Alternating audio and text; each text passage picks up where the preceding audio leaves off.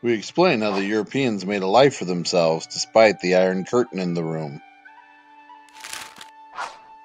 Despite Western Europe and the U.S.'s common need to prevent a full-scale communist revolution on the continent after the war was over, their common goals of free elections and an industrialized democratic Germany, as well as Italy, and their NATO alliances, there was distinct differences in the growth of the U.S. and in their Cold War European allies. Similarities existed in the ideas of both regions moving to more mechanized agriculture that would require fewer farm workers, a rising middle class and a prosperity of the working class, advanced industrial economies, shared popular culture and fashion, schooling based on establishing a meritocracy, and both societies were dealing with racial issues and inner-city poverty issues. However, it was the differences that tested the relationship between the Allied regions.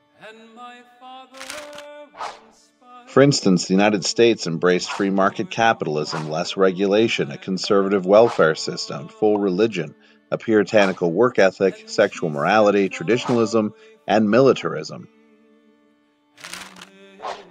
After being decimated in 2 world wars and existing for millenniums in conflicts with each other, Europe was ready to try something new and create a greater sense of shared unity.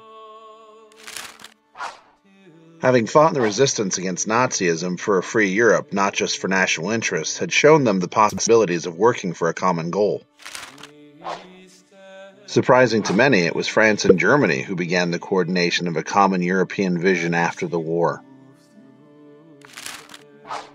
Surprising because these were 2 nations with a rivalry that dated back to Charlemagne's grandkids splitting up the empire in 900 AD. This time it was agreed that Germany should not be frozen out of the free world. It was industrializing again with the assistance of the Marshall Plan. It was allowed to rearm under West Germany and participate in NATO.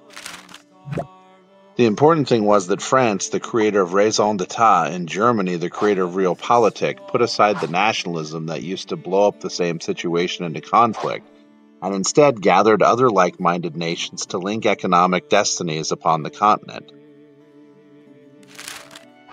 In fact, in 1957, 6 of these Western nations formed the common market. They tied trade, courts, development, and eventually currency to each other.